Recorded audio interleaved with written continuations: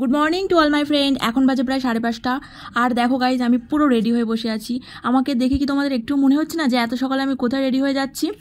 চলো গাইজ, আমি এত সকালবেলা কোথায় যাচ্ছি সেটা তোমরা যদি কেউ জানতে চাও তাহলে অবশ্যই ভিডিওটা সম্পূর্ণ দেখো। Let's go start.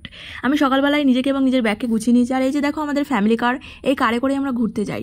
হে ভগবান, এইদিকে দেখো, দেখছো কেউ এখনো ঘুম থেকে ওঠেনি আর এদিকে আমরা বেড়াতে চলে যাওয়ার জন্য রেডি হয়ে গেছি। কি করা যাবে, আমি তো ভিডিও করার জন্য তাড়াতাড়ি রেডি হয়ে বসে আছি। এদিকে বাবাও চলে এসেছে, আমাদের ব্যাগপত্র গাড়িতে ঠিকঠাক করে রাখছে যাতে পরে আবার রাস্তায় পড়ে না যায়। তো সকালবেলা উঠেও আমাদের দেরি হয়ে গিয়েছিল কারণ বাবা আমাদেরকে রেখে আবার কাজে যাবে। তো যাই হোক, আমরা সব কিছু গুছিয়ে নিয়ে বেরিয়ে পড়লাম দুগ্গা দুগ্গা করতে করতে। চলো রাস্তায় দেখা হবে। আমি আজ তোমাদেরকে ভোরবেলার অপূর্ব দৃশ্য দেখাবো। সত্যি ভোরবেলাটা এত সুন্দর হবে আমি ভাবতেও পারিনি।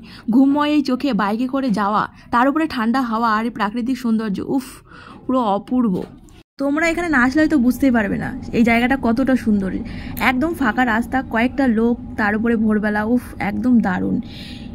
এইভাবে প্রাকৃতিক সৌন্দর্য উপভোগ করতে করতে হঠাৎই চোখে পড়লো রাস্তা দিয়ে একটা নৌকা বয়ে যাচ্ছে।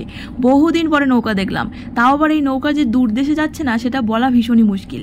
এইভাবেই আমরা নৌকাটাকে পাশ কাটিয়ে নৌকাটাকে পিছনে ফেলে চলে আসলাম জোড়া ব্রিজের কাছে।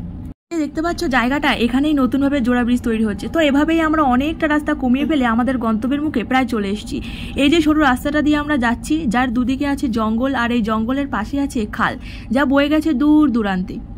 আর আছে বিশাল সমূহ মাঠ। এই মাঠগুলো আর দেখার অবস্থাতে নেই, বর্ষার জলে তলায় পড়ে বিশাল বিলের আকার ধারণ করেছে। হয়তো তোমরা সেটা না দেখলে বুঝতেই পারবে না। খুব সুন্দর এই জায়গাটা। যদি কখনো গভীর মন খারাপে ডুবে থাকো তখন এসো আমার মামা বাড়ির দেশে, বুঝতেই পারবে না হঠাৎ কখনই তোমার মন খারাপ অদৃশ্য হয়ে যাবে।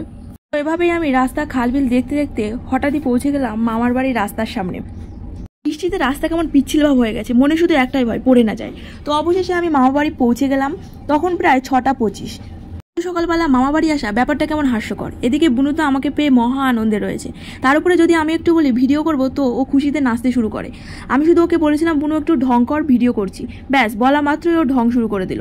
বুনুর ঢং দেখতে দেখতেই মামি দেখলাম চা আর বিস্কুট নিয়ে হাজির হলো। যেহেতু সকালবেলা বেরিয়েছি, কিছুই খেয়ে বেরোনো হয়নি, তাই মামি আমাদেরকে চা করে দিল। তাই একটু চাটা খেলাম আর সাথে কিছু বিস্কুট।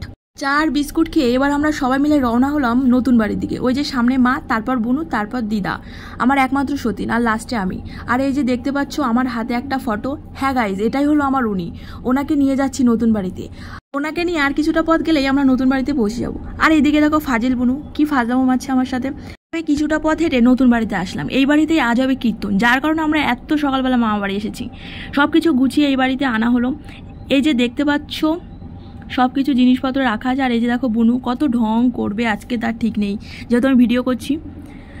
আর যাকে আমি দেখাবো ইনি হচ্ছেন আমাদের সেই ব্যক্তি যে আজকে আমাদের মধ্যে উপস্থিত নেই, তারই আজকে বাৎসরিক ক্রিয়া হবে। ইনি হলেন আমার একমাত্র উনি, যাকে আমি ভীষণ ভালোবাসি। আমার সাথে সাথে আমার সকল বন্ধুরা আমার উনিকে অনেক অনেক ভালোবাসা দিও। তো এভাবেই আমি আজকের ব্লগটা শেষ করছি। নেক্সট ব্লগে দেখা হবে।